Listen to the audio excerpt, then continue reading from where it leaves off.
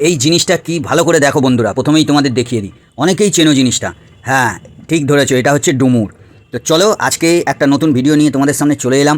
ভিডিওটা একটু বড়, কিন্তু তোমরা দেখতে পারো, ভালো লাগবে ভিডিওটা। এটা হচ্ছে ডুমুর। ডুমুরটাকে কেটে নিয়েছি, আর কিরমভাবে কেটেছি, এই সাইডগুলো কেটেছি নিয়েছি, আর মাঝখানটা বাদ দিয়ে দিয়েছি।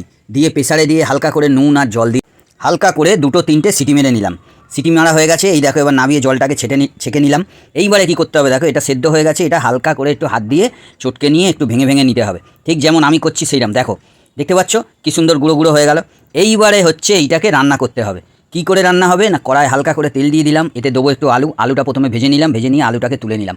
তারপরে এতে কিন্তু চিংড়ি মাছ দিলে খুব ভালো টেস্ট হয়। তো বন্ধুরা, আমার ঘরে চিংড়ি মাছ ছিল, একটু ধুসো চিংড়ি, আমি আর রোদে গরমে বাজারে বেরোইনি, তো এই ধুসো চিংড়িটাই আমি দিয়ে নুন হলুদ দিয়ে হালকা করে এটাকে ভেজে ঝুড়ো ঝুড়ো করে নিলাম। এই দেখো কত সুন্দর ঝুড়ো ঝুড়ো হয়ে গেছে, দেখতে পাচ্ছ? তো এইটাকে তুলে নিচ্ছি।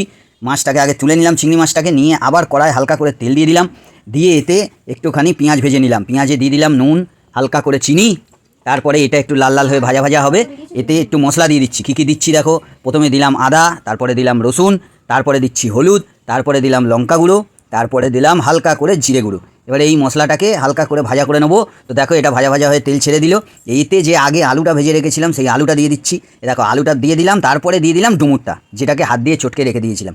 এই দেখো, এবার এইটাকে একটু নাড়িয়ে চাড়িয়ে নিয়ে আর যে চিংড়ি মাছটা ভেজে রেখেছিলাম ওই চিংড়ি মাছটা দিয়ে দিলাম। চিংড়ি মাছ দিলে একটু তরকারিতে টেস্ট ভালো হয়। আর লাস্টে দিয়ে দিলাম হালকা করে একটু সানরাইসের গরম মশলা। এইবারে গরম মশলায় তো সেন্ট ছাড়ে, টেস্ট আরও বাড়ে, তোমরা সবাই জানো। তো দেখো এবারে জল দিয়ে আর কিচ্ছু করার নেই, এটাকে চাপা দিয়ে দিতে হবে।